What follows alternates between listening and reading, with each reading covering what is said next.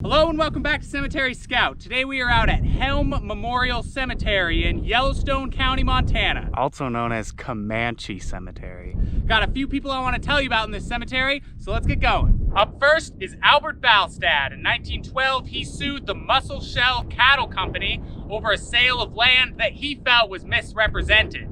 Basically, Balstad said that the cattle company guy showed him a piece of land, and then when Balstad bought that piece of land, he found out that he actually bought a different piece of land. As far as I can tell, the arguments in court basically went like this. Balstad said that the cattle company guy pointed to a specific piece of land and said, "You see that land right there? That could be yours." But the cattle company guy said, "Nuh-uh, I didn't point. I actually went like this with my hand and said, 'You see that land out there?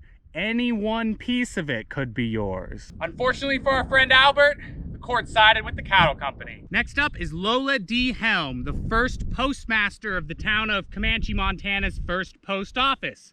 Opened way back in 1909.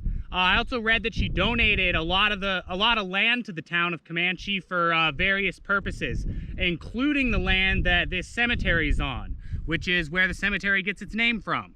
Buried in the land she donated. Thanks, Lola. And before we move on, a quick stop at Lola's husband, Michael, who unfortunately died in a massive train accident back in 1910.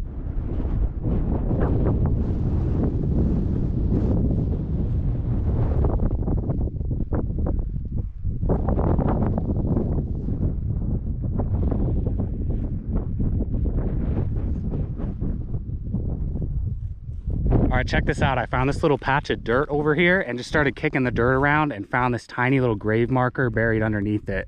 There's a whole bunch of these in this cemetery. Most of them are above the dirt though, and you can see them without having to move anything around. I was looking for one marker that looks a lot like this one and those other ones for a guy named Edwin Armstrong, but I'm thinking I'm probably not gonna be able to find him because he's probably buried too. But basically all I wanted to tell you about Edwin was he got struck by lightning. And last up is Dora Francis Moore, who possibly killed a man with poison. I say possibly because I could only find a couple newspaper articles mentioning the accusations and none saying whether she was actually convicted. From what I read, Dora and another woman named Ella St. Clair were operating a bar up in Missoula, Montana in 1894. A man named Edward Du Bois stopped by their place, had a couple beers, and then died the next day. And that's about it. The articles just mentioned that the two women were being held in jail awaiting the analysis of Du Bois' stomach and the announcement of a cause of death.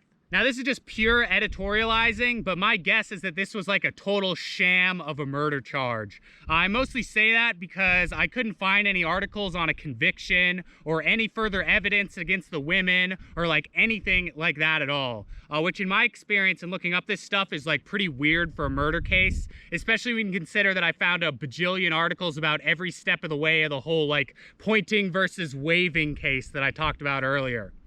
And then plus the articles that I did find all mentioned that the district attorney at the time was trying to really crack down on bar owners drugging and robbing men. So in my opinion, this sounds like a real like jumping the gun type of situation, but you didn't hear it from me. I'll see you next time.